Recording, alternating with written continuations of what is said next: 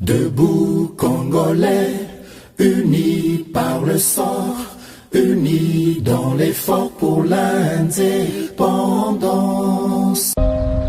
Nous devons ensemble avoir conscience que nul autre que nous-mêmes ne viendra sauver notre nation et que cela exige de chacun de nous une mobilisation tous azimuts.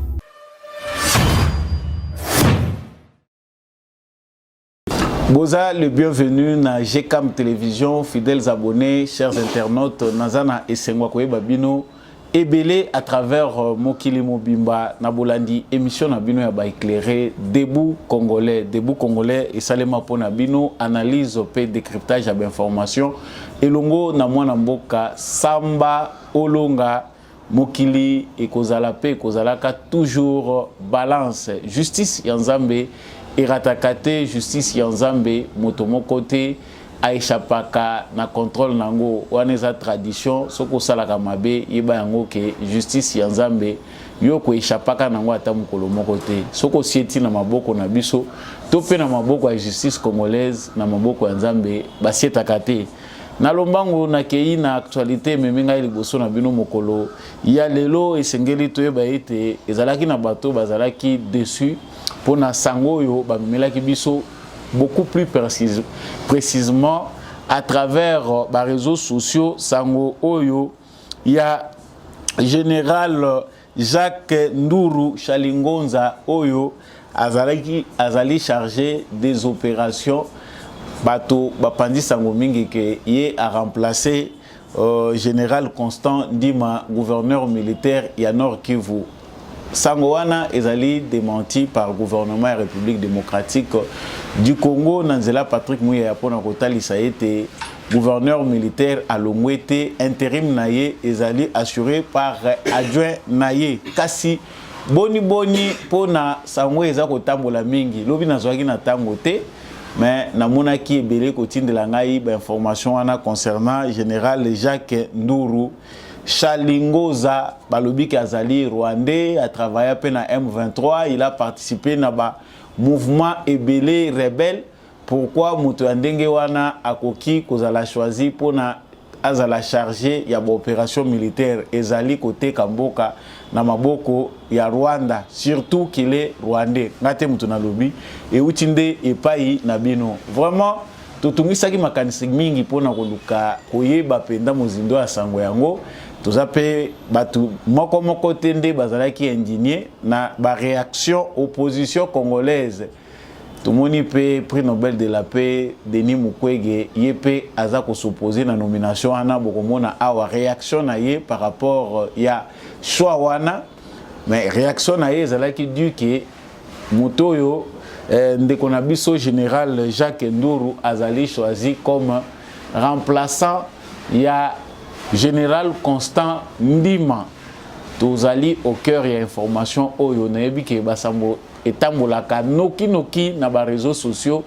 Vraiment analyse pe décryptage ya information, ba précision ezali tout de suite na cadre ya ba analyse na biso na émission oyo. Koratete zala scotché partageaka déjà na voisin.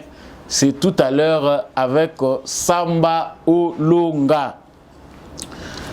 Toko lobela sango ya mibale na kati actualité na biso ezali que bomonaki mikolo utaki koleka to lobela ki likambo ya ba manifestation ndenge lekaki gouvernement congolais a osaki ton par rapport ya ONU processus ya accélération ya départ ya ONU ezali likanisi ndenge mokote na bayi politique ya ensemble pour la République parti cher à Moïse Katumbi.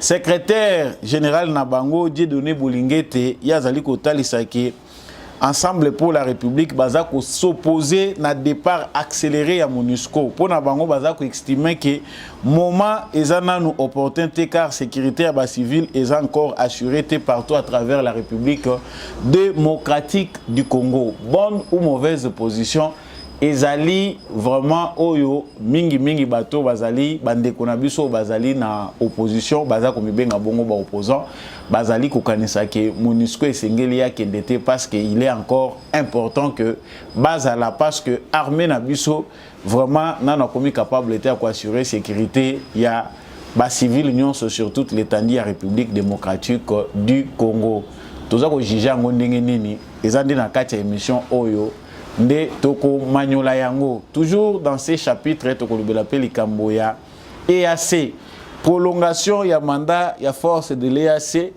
et Salami ils ont encore pour 3 mois Sama Lukonde premier ministre de la République démocratique du Congo a représenté qui président Félix Tshisekedi na réunion wana isalemaki ya EAC ba président nyonso ba décidé était vraiment bazali ko prolonger mandat ya force ya EAC na République démocratique du Congo pour 3 mois jusqu'au mois de décembre. Provocation, stratégie d'État nini pena tokoki ko retenir na ba condition oyo pe jugement oyo Congo azali kosala par rapport ya force régionale ya EAC na kati ya République démocratique du Congo.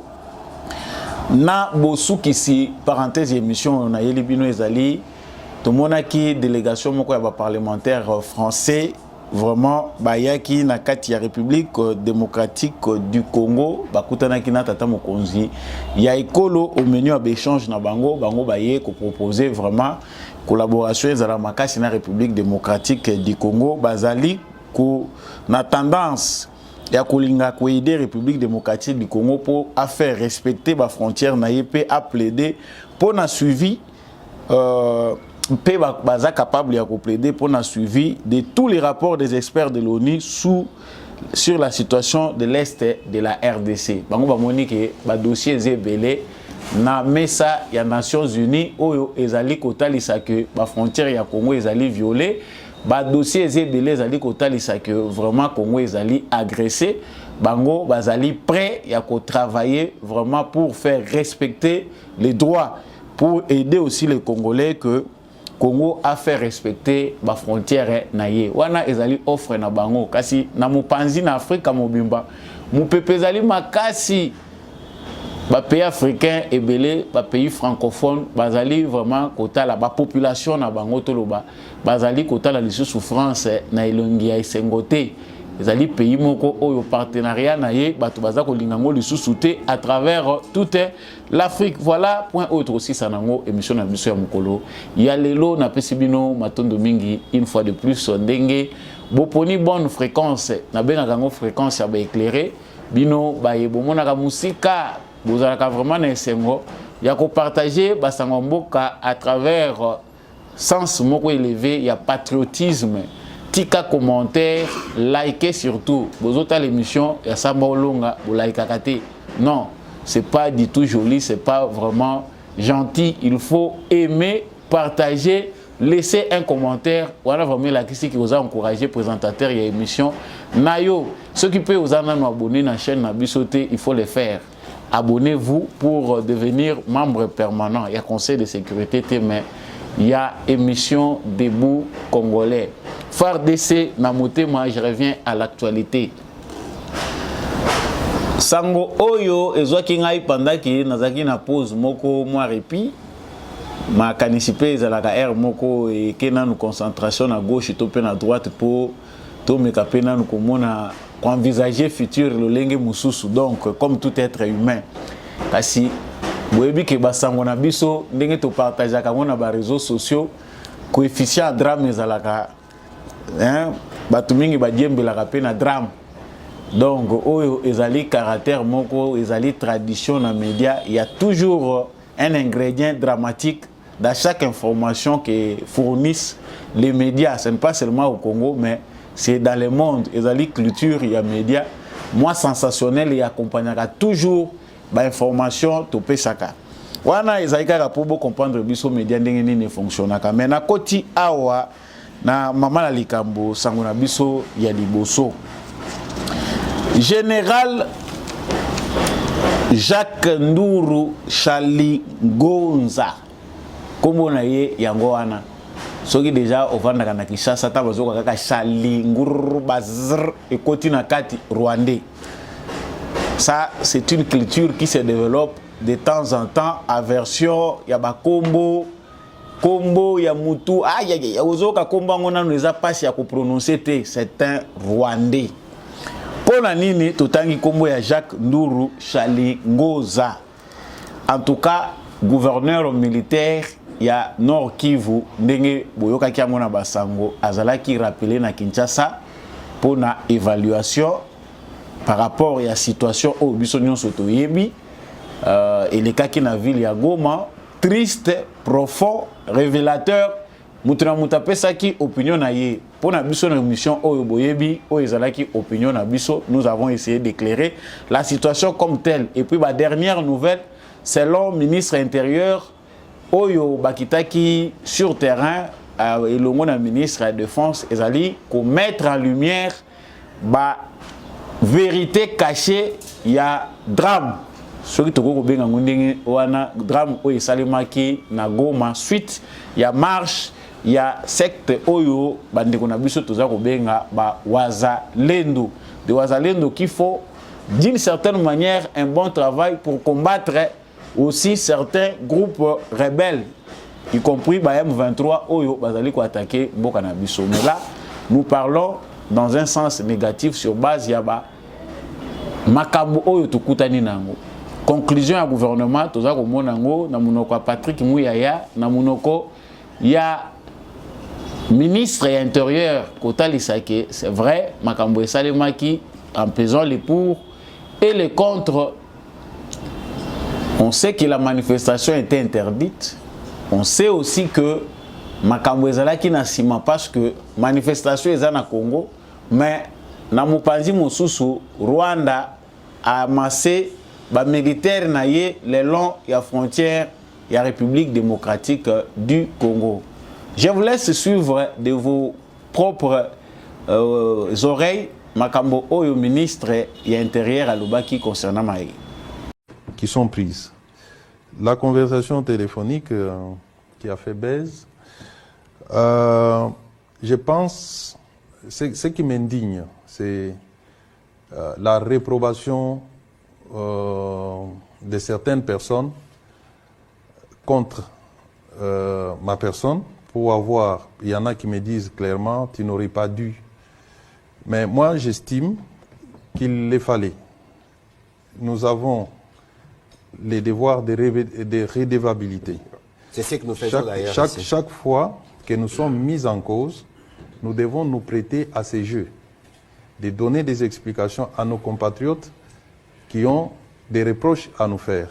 Et je l'ai fait de manière volontaire pour essayer tout simplement de tordre les coups à toutes les contre-vérités débitées par ces compatriotes à travers ces différentes vidéos. Et moi, je pensais plutôt qu'on allait voir les côtés démocratiques de cet échange avec un citoyen qui a des idées sur mon action à la tête de mon ministère. À la place, je note une réprobation qu'un ministre ne peut pas échanger avec ses concitoyens, ce qui n'est pas du tout dans ma philosophie. Ce n'est pas parce qu'on est ministre qu'on devient extraterrestre, qu'on doit couper tout contact avec la population. En plus, les fonctions que j'occupe me poussent à être en permanence en contact avec les populations pour savoir ce qu'ils vivent au quotidien. C'est dans ce sens-là que je me suis prêté, malgré que je savais que monsieur était en train de m'enregistrer, je l'ai même signalé dans la conversation, mais j'ai voulu aller avec lui jusqu'au bout. Il s'agit d'un acte qu'il faut féliciter, qu'un ministre, je suis citoyen comme tout le monde, échanger avec un compatriote qui malheureusement avait des mauvaises intentions, ne peut pas être considéré comme un crime ou bien manque de noblesse. On n'est pas noble lorsque on est au service de la population. On ne met pas en avance la noblesse. Bien sûr, j'occupe des fonctions nobles, mais c'est au service de la population qui, lorsqu'elle a des préoccupations, je vais vous les dire, je suis dans certains groupes WhatsApp où j'échange quotidiennement avec nos compatriotes, parfois de manière répondant à des accusations violentes. Jamais on a réprouvé ça. Par contre, j'ai toujours vu les gens apprécier positivement chaque fois que je me prête à cet exercice de questions-réponses. Donc je pense que c'est un devoir de redevabilité qu'il fallait saluer, qu'il fallait même instaurer. Vous avez vu il y a des jours, le chef de l'État s'est prêté au même exercice où il a répondu aux préoccupations de la population à travers des questions-réponses, lui poser les questions de la population. Donc, pour moi, je ne m'en veux pas d'avoir... Monsieur Il n'y a aucun acte à ce jour qui a démis le gouverneur de ses fonctions. Il reste gouverneur militaire. Il est rappelé administrativement à Kinshasa pour être consulté. C'est son adjoint, son vice, qui assume l'intérim. Le général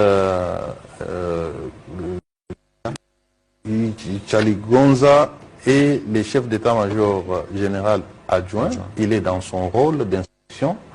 Je dois vous dire qu'il n'était pas seul. Il y avait aussi le général Makombo des renseignements militaires. Les deux sont arrivés le même jour. Pourquoi est-ce qu'on ne parle pas de l'autre?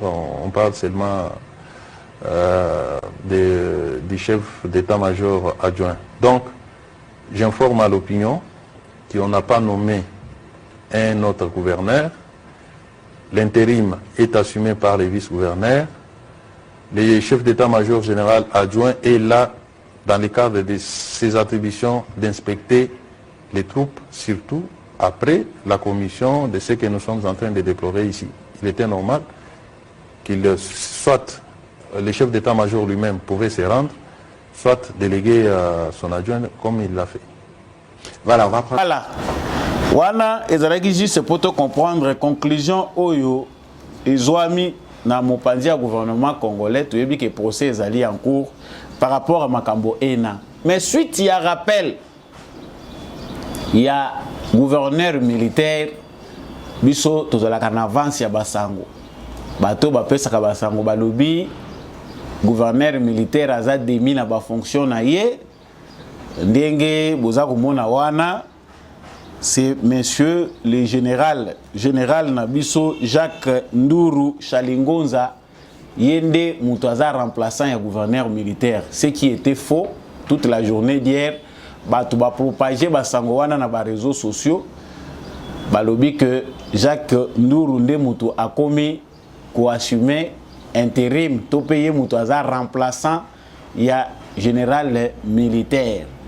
Ces rumeurs se sont intensifiés de manière que ba mécontent na ba ennemi à République démocratique du Congo ba trouva ki pona bango que en tout cas ezali ngonga ba lesa biso biloko bango ba mesana ko lesa biso. Tout d'abord, premièrement, ça c'est le gouvernement qui parle. Ezali gouverneur militaire azali remplacé T na Jacques Ndour, général Chalingonza, qui est le chef d'état-major adjoint chargé des opérations et des renseignements des forces armées de la République démocratique du Congo. Azali remplacé par Yété, Azar remplacé par un policier adjoint à Yé, Ndemouto a remplacé Yé. De ce côté-là, je pense que les débats, tu vois, ça l'angle le sous-souté. Tu dis que ceux qui sont titulaires, Azali absent, adjoint à Yé, remplacé à Yé, remplacement.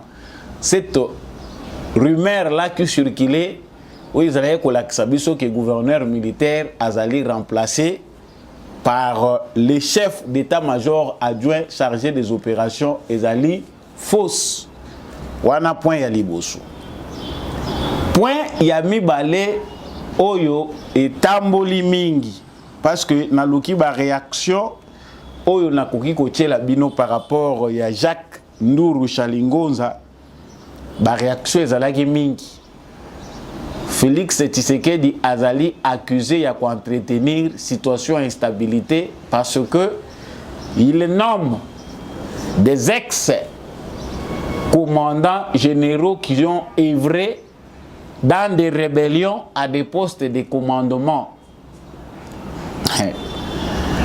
Ce que Congo est important aussi renseigner d'abord na Congo avant au la critique avant émettre ba opinion na yo.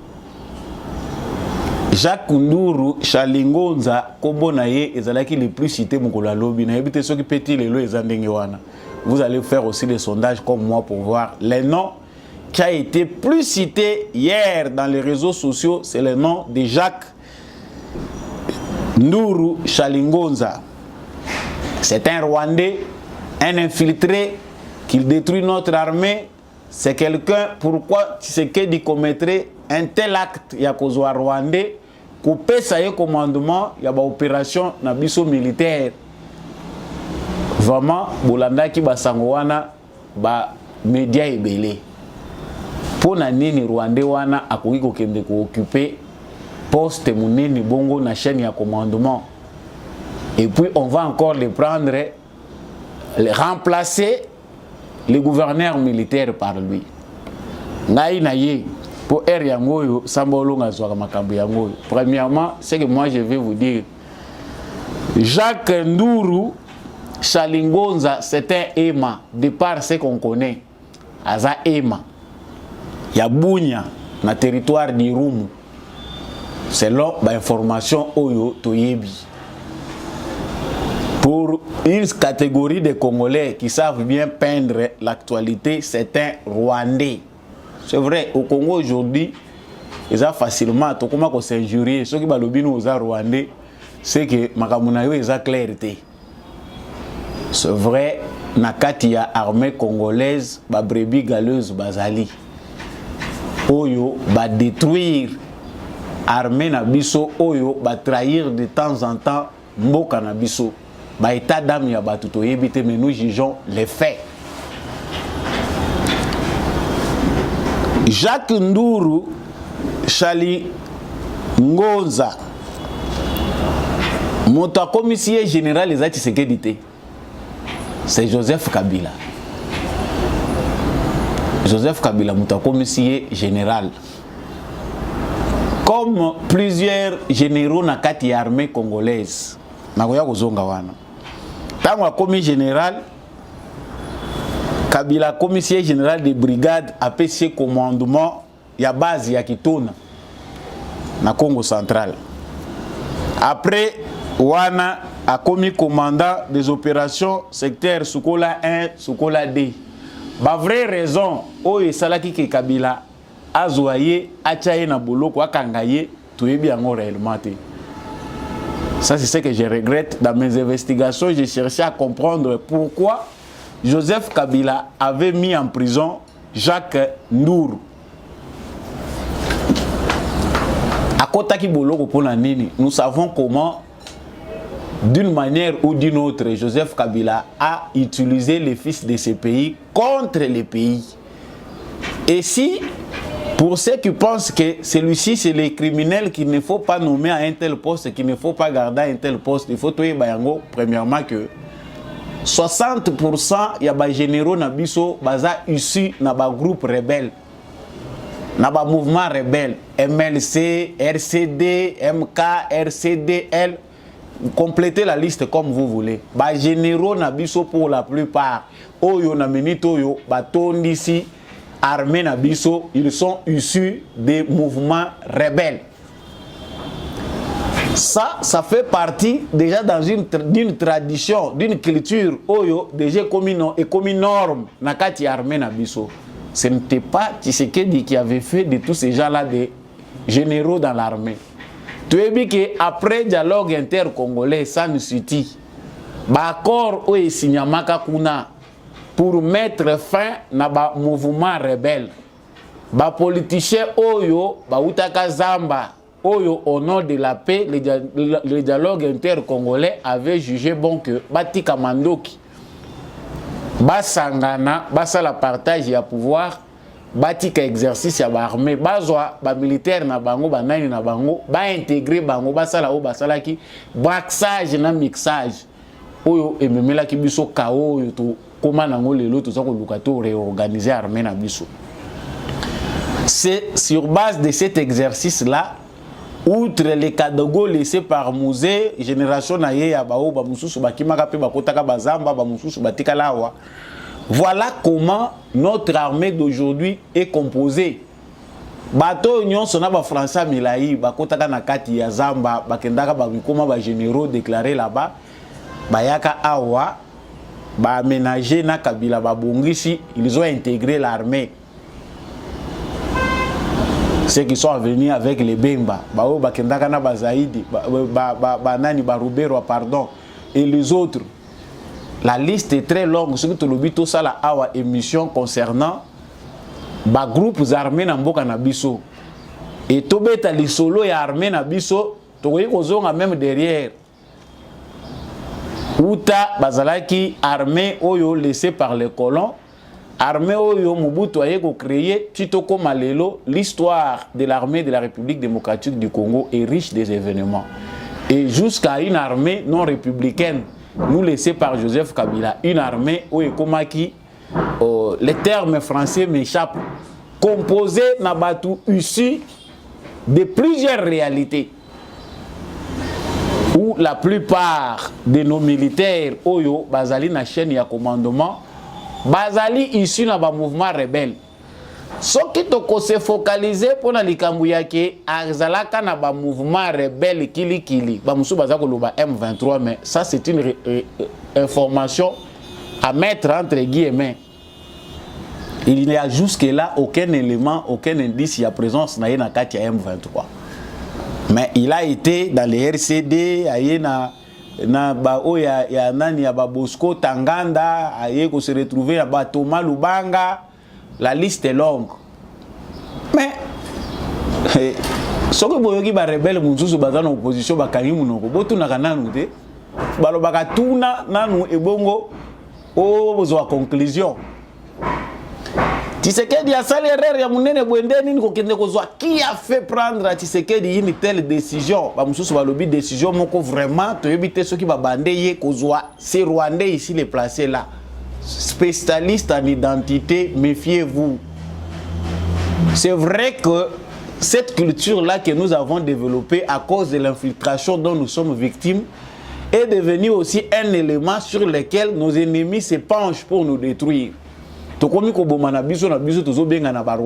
Parce que comme pays une façon, il y a déstabiliser Muninga. Ah Rwandais, yokuto yebi kutunzela utelaka abimelaka boy. Et c'est comme une culture na biso ko benga na ba Rwandais. Nga pe jour mususu awa biloba loboyo. Woyo ka pas jour mususu yo pe ba bambio identité, balobio oza Rwandais. Nga na za de père et de mère entre guillemets. Donc ce qui toki chaîne à Moulayi bo banda ko pona ba généraux oyo ba participer na ba rébellion. Okomona tina maison militaire ya chef de l'État. Tokokuta batu oyo ba militaire na biso. Lelo bazan armée loyaliste mais ba participer na ba mouvement rebelle bazalaka. Ils sont là même à la maison militaire. Prochainement na koya na liste mais naza ko méfier comme ekomi mboka makambo ebele mais la liste est là. Na koya na liste wana bokomona liste ya ba généraux na biso qui ont été dans des mouvements rebelles mais qui se retrouvent aujourd'hui dans notre armée. C'est-à-dire, argument, c'est parce qu'il était dans des mouvements rebelles, et ça, argument est le kuta. Bakabilisto, Basilisoni Lelo, Bazali Koyebi Biso, Jacques Nourou Chalingonza, Azar Rwandais, il n'est pas loyal à la nation, Bino Bosalaka est général. Tu sais qu'il y a coutier général, na chaîne à commandement, Azalaki. Na état-major, il y a armée na Biso, il fait partie, na chaîne état-major. A travailler opération Sukola 1, opération Sukola 2, bino ba kabiliste ba bomona ki Rwandais te. Ce qui est Rwandais, c'est que bino mutubo tchaki. De par les informations que nous avons ici, parce que il ne faut pas, surtout biso ba totoza na ouest, to comme na culture moko ya ko banda ko rejeter certains de nos frères oyo bazako uta de l'est soit disant na moni clair te il faut azala uta kuna. c'est aussi une mauvaise culture. Kombo ya mutu. Congo, mobimba na ba frontière nango, toza ko partager ba culture na ba pays où ezali ko avoisiner biso. Baema oyo baza koloba awa les baema chez nous ici, culture na bango eza presque ndenge moko na banyura na Uganda. Dont ils partagent les noms presque ndenge moko. C'est un peu la même chose comme les Tchoko ici, baza awa na ngambu na biso na Congo awa dans les Kasai, ba mususu baza pe na Angola. Et il y a certains même, oyaza wazo mibenga congolais mais baza na bandeko, baza pe ko mibenga ba angolais na ngambu et des familles vivent comme ça. Soko yepe na Congo central là, vous trouvez les bazombo qui sont ici qui se réclament congolais. Des fois ils se disent angolais, bazombo, baza ba angolais, ndenge biso to yebeli bango, mais pas biso baza ba congolais, même culture. Et les exemples s'en suivent. Mais nous sommes dans une organisation étatique. Ce qui to bandi biloko ya kobanda ko s'acharner. Le problème au biso to zuna ba Rwandais, ezali problème moko ya ba individuité. Il y a une culture, il y a une culture, problème entre les Rwandais, personnes na Congolais. C'est un problème d'État. Il y a eu un complot international qui a instrumentalisé un groupe ethnique pour déstabiliser l'Afrique centrale, pillage na bango. Pendant longtemps, plusieurs Congolais ont des témoignages, ils ont vécu avec des Rwandais, que ce soit à Kinshasa, que ce soit dans le Kivu. Sans problème. Mais les renseignements pendant ce temps-là choisissaient des personnes, faisaient infiltration dans Bangonde Bazaye Kosalayam. J'ai choisi cet élément pour revenir nango parce que tous alliés qui patauger mingi na argument na biso. Qui est dans les secrets de la politique militaire de Félix Tshisekedi? Non, ne soyons pas plus experts que Batoyo Bazali dans la réalité. Nous vivons la réalité à travers des bribes d'informations que nous recevons et même dans nos analyses, nous devons être prudents. Vous pensez qu'un chef de l'État, na niveau Félix Tshisekedi Azali, mise en place n'a pas ça sali pour gérer la politique militaire ou arriver à maîtriser Mboka, c'est qu'il faut aussi m'armer.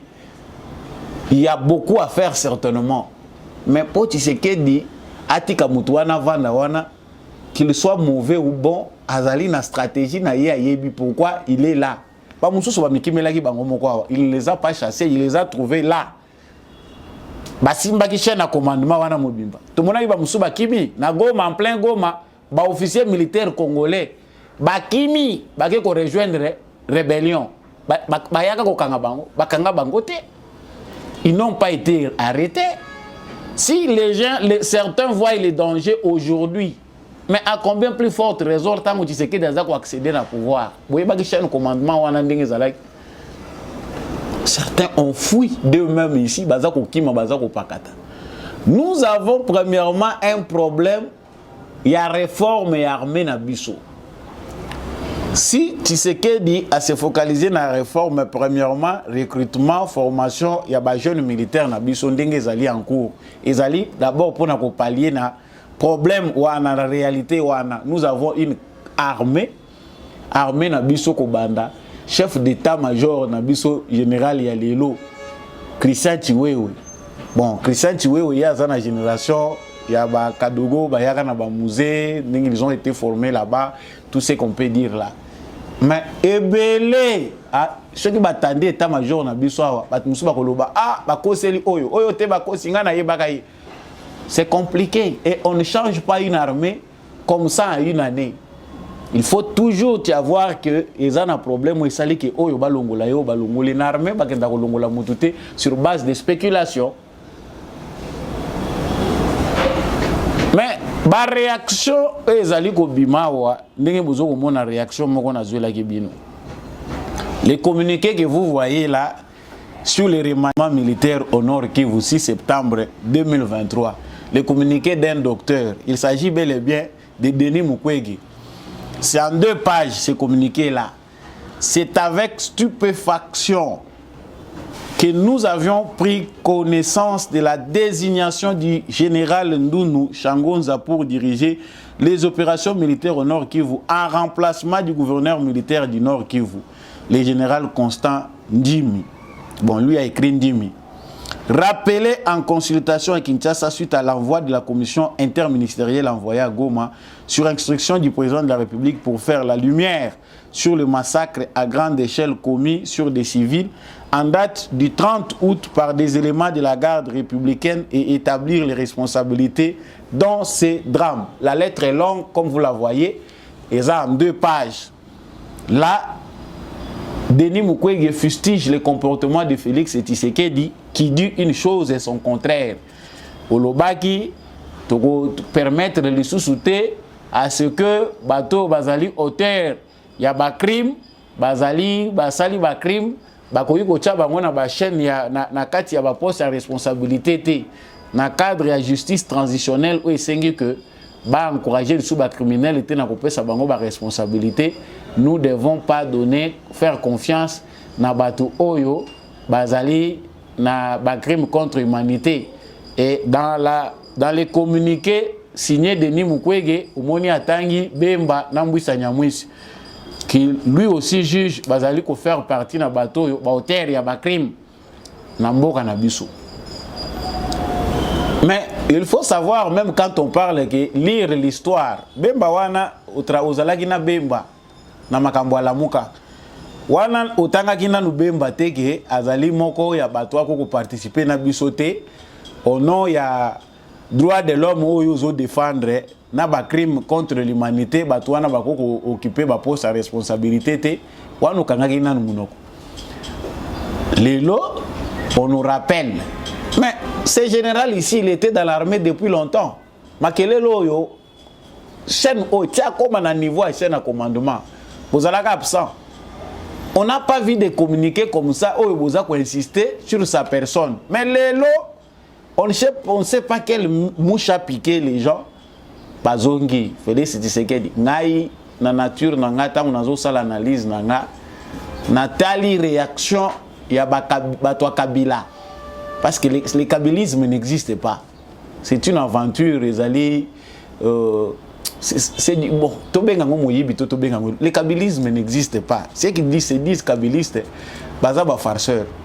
Kabbyliste en soi, solo kabbyliste, c'est un opportuniste, un aventurier. Le kabbylisme est un modèle philosophique total la pensée à Kabila claire, en fait, kabbyliste. Non, ça n'existe pas.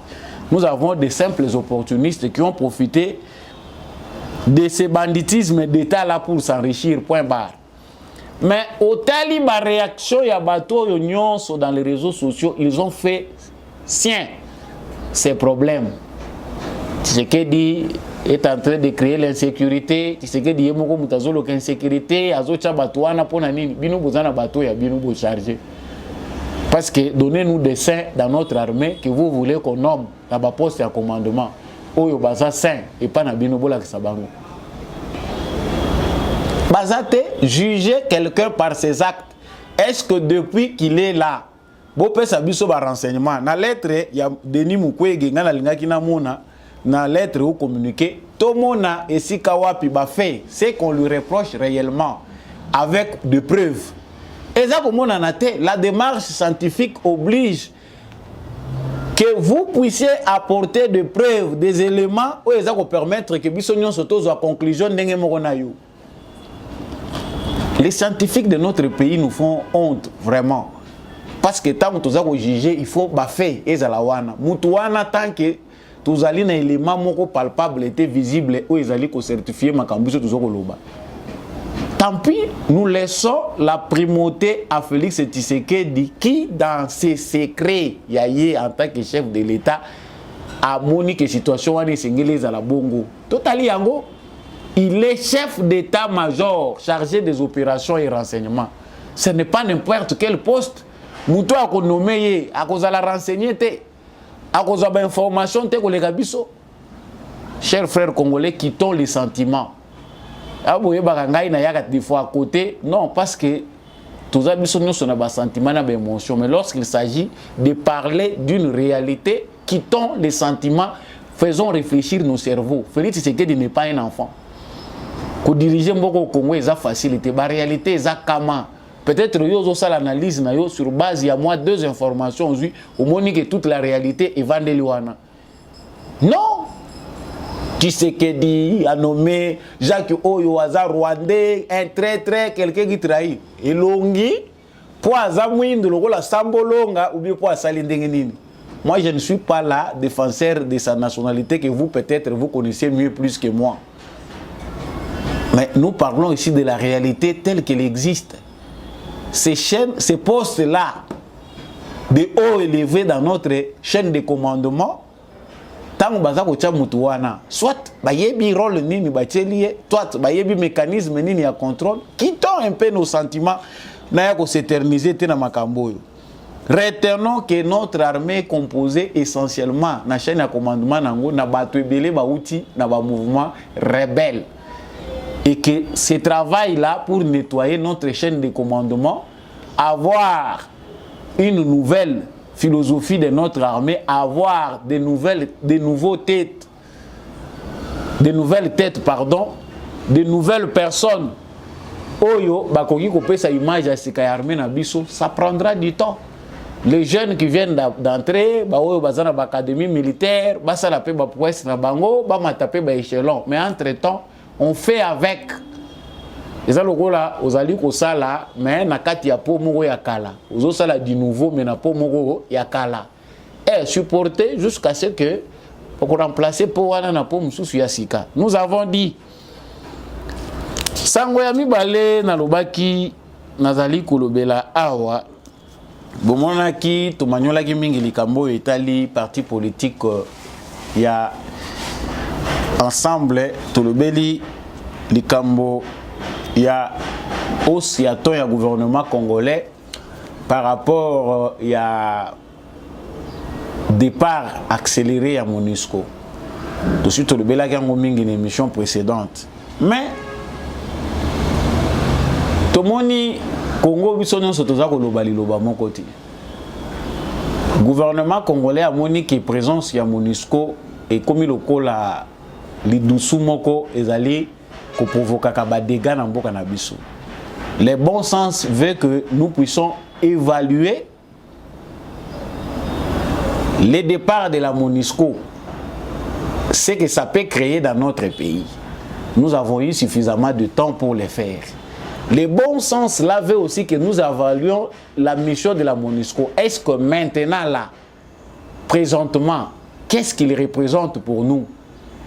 Musalo bazo sala na minute autant que toza ko évaluer ango. Tout ça quoi bazati. Ça va changer quoi? En tout cas, ce n'est pas seulement le gouvernement congolais qui est censé réfléchir dans ce sens, mais nous réfléchissons tous, Congolais, préoccupés par cette réalité. Si aujourd'hui ils ne sont pas là, est-ce qu'il y aura un vide? On ne croit pas aujourd'hui.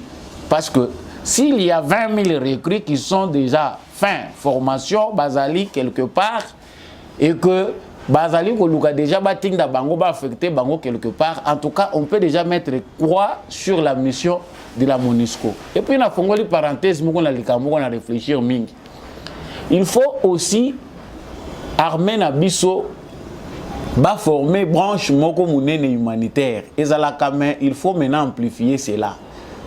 Avoir une armée, mais branche munene humanitaire par rapport à Makambo, biso tout ça qu'on connaître, mais des militaires formés pour les services humanitaires. Il faut tous la branche wana et puis bazala ibele.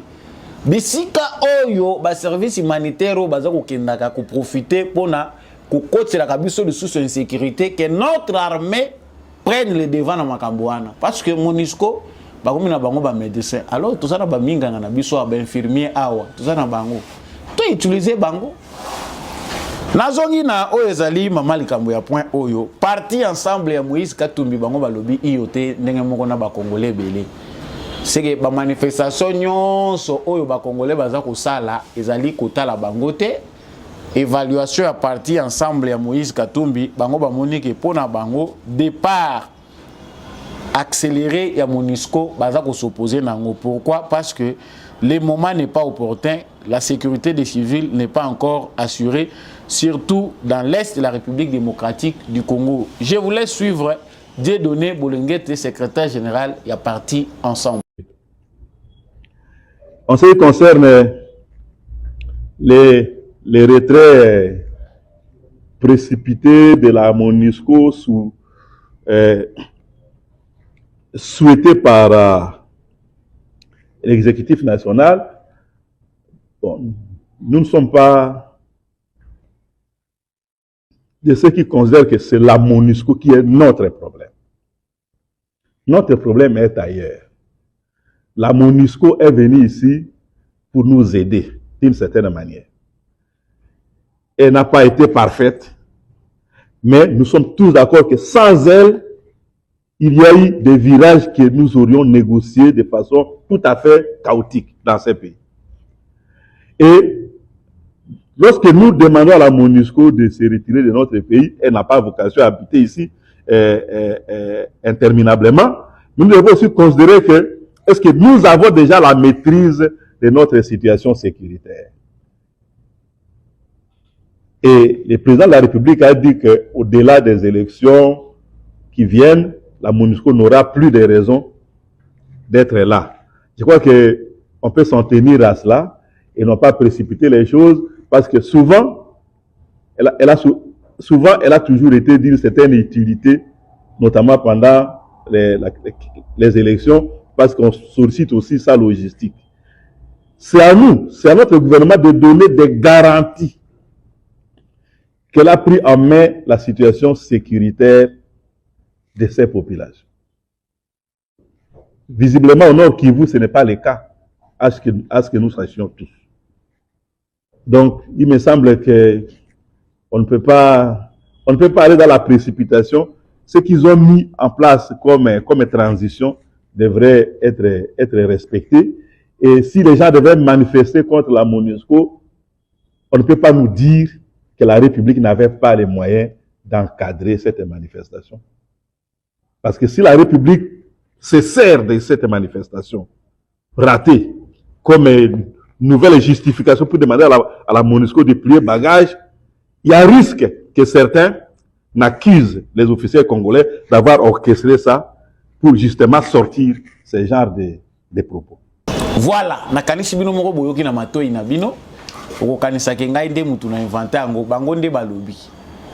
Biso toza komona ki après 25 ans MONUSCO aza kokoute biso. MONUSCO a commis na point où aza ko énerver tellement ba congolais que kanda oyo ba congolais baza nango pona MONUSCO et comme pe lokola poche insécurité.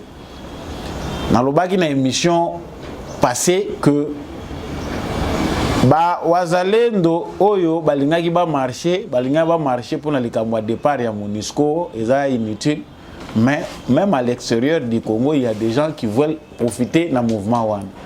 Que pense la MONUSCO? Baza ko la décision ou taka ki pas Congo. Mais parti à Katumbi lokola baza ba lié ya Kagame.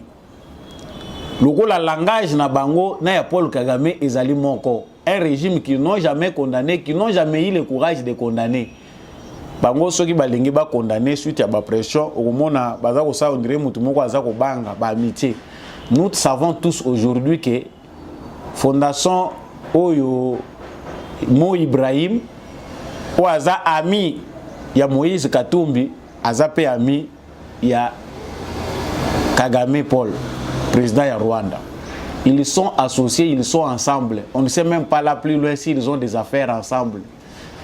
Bazali bato pona bango, bazali ko apporter mingi crédit na Katumbi. Quand vous allez dans les réseaux sociaux, vous trouvez ba compte fictif, ba compte moko infiltré, il y a ba Rwandais ezali ko commenter actualité congolaise, ezali très proche na Katumbi. Pourquoi? C'est parce que d'après ba service na bango candidat ou ba moni ki a assurer bien ba intérêt na bango na Congo ezande yewana.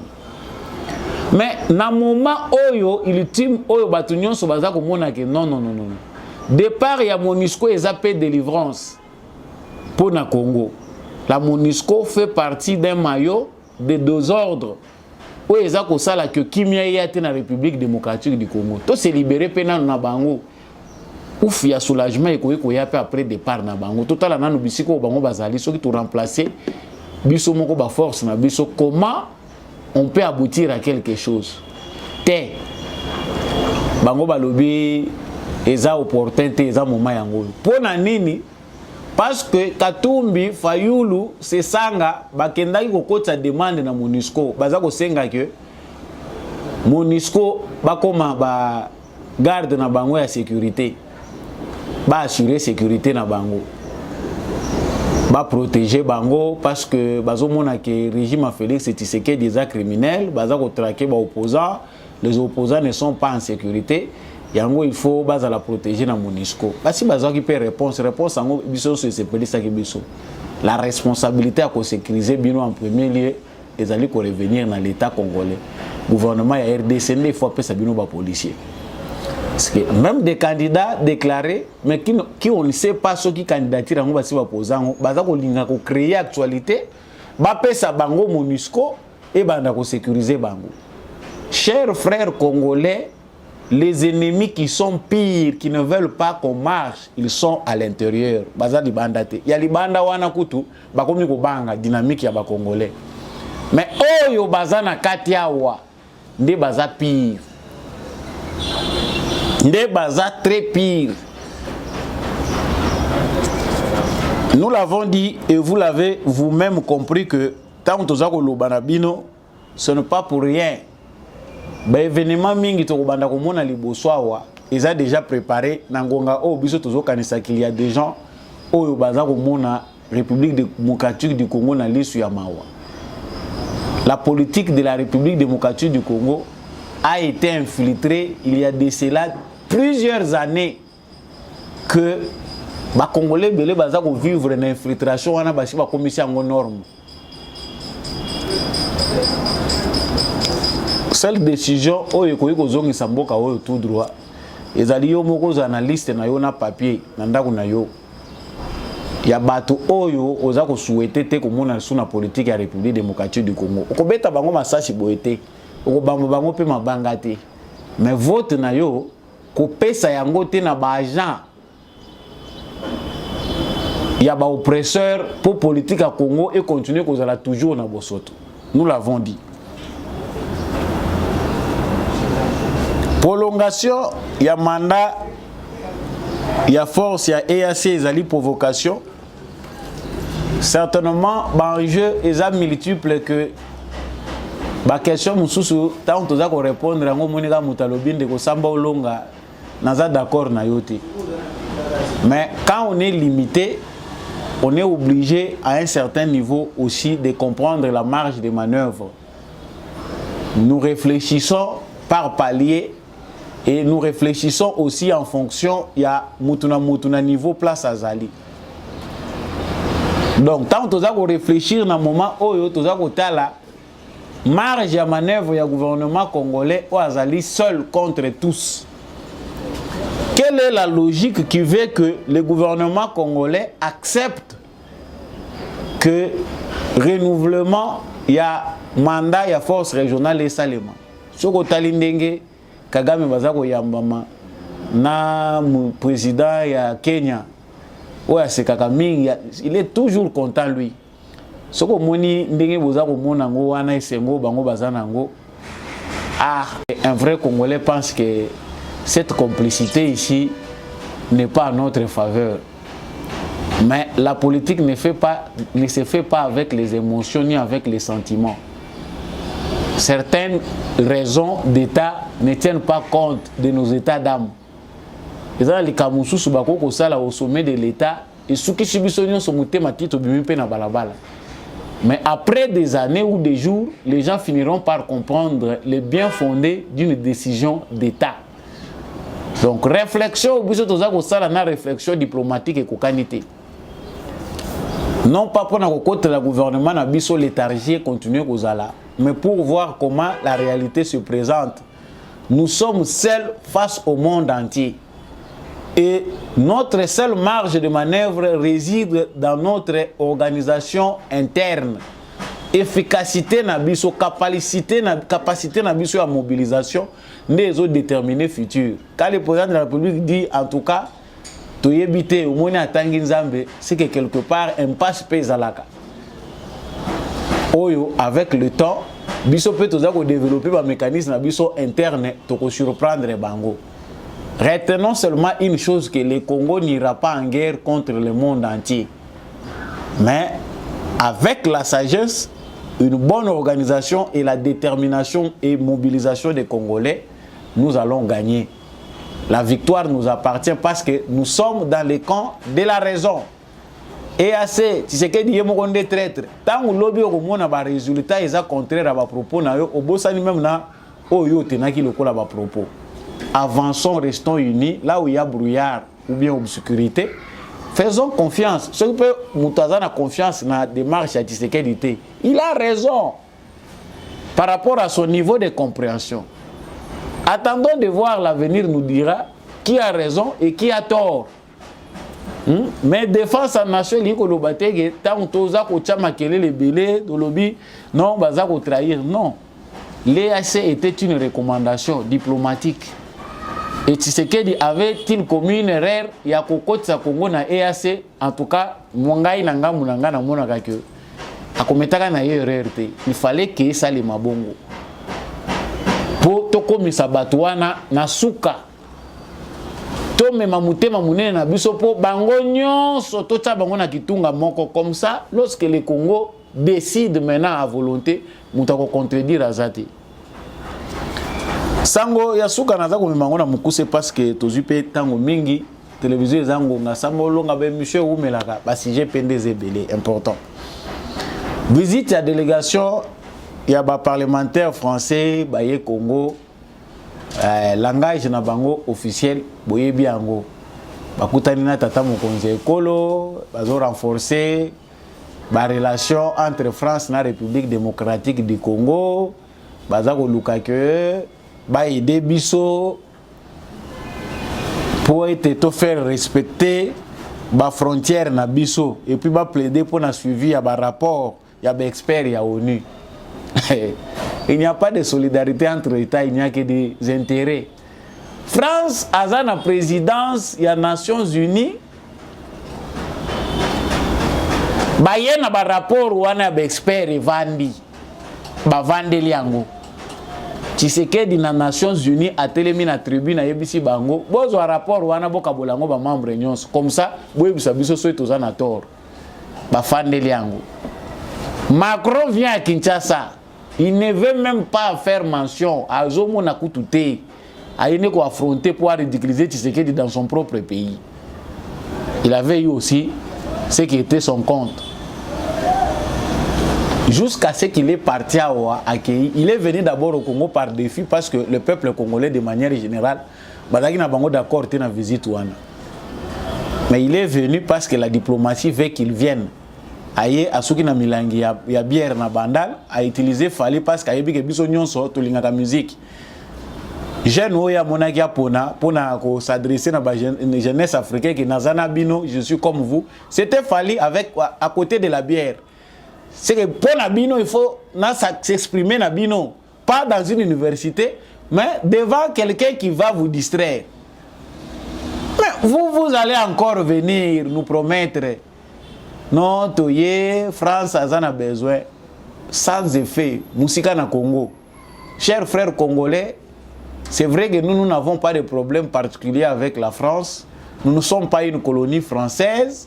Makambo Oyo, ezali ko salema en Afrique de l'Ouest, topé ba pays Oyo francophone, bazali ko se débarrasser na France. Biso pe ezali ko inspirer biso quelque part pour to lungwa pe na ba chaîne ya ba pays où ezana bondoki. La France doit subir. Réellement, la diplomatie, la politique veut que Tshisekedi soit disponible à Yambi Bango, à Sololina Bango.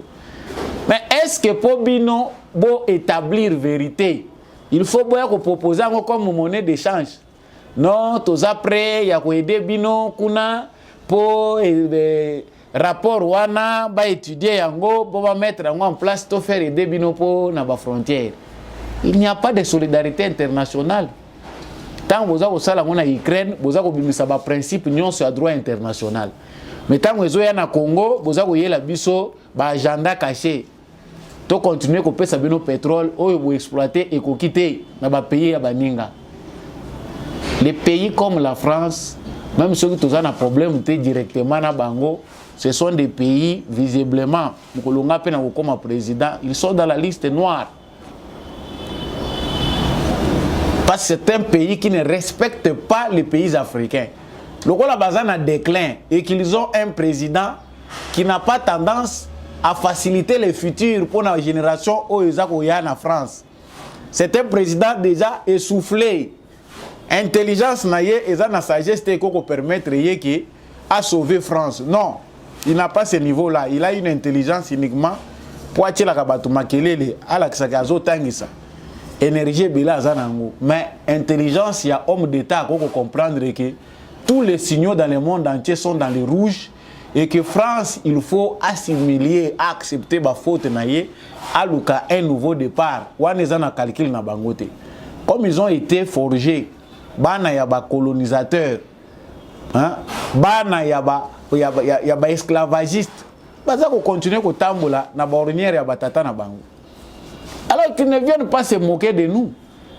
Ba contraire ko pesa bango ba continuer ko exploiter. Kuna nyonso bazo benga na bino awa ndebo ya ko kimela. Les parlementaires français doivent aller éduquer la masse française. Batelemela Macron aza ko boma lisusu nde, aza ko enterrer de France. Ce n'est pas ici au Congo. Non, nous n'avons plus besoin d'aide.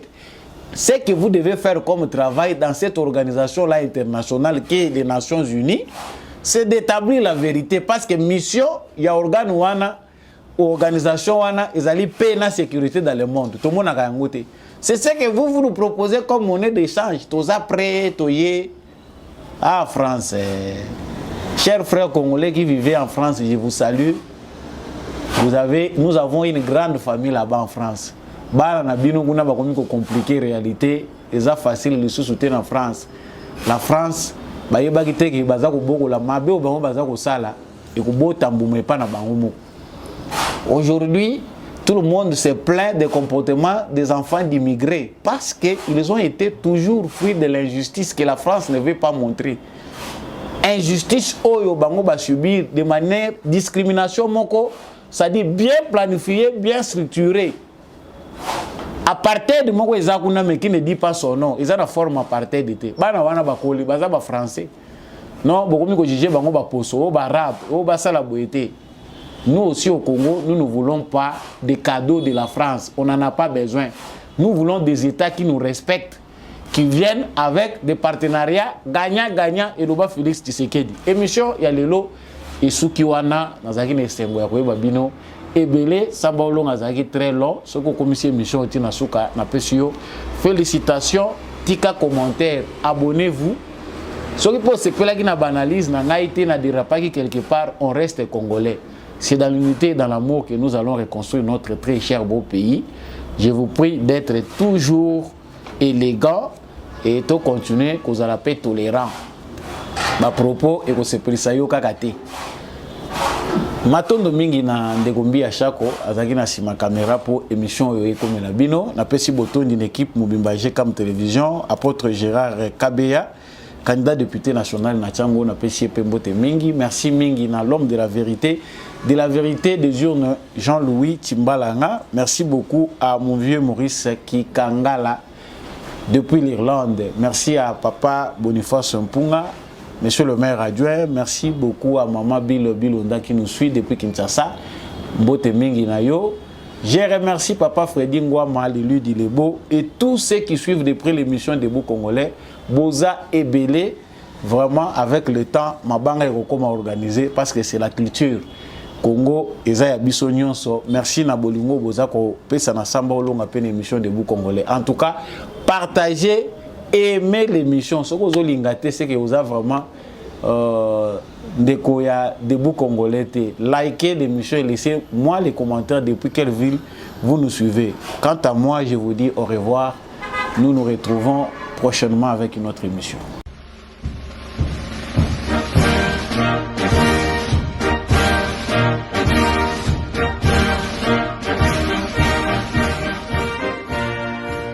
Bonjour RDC, bonjour la RDC.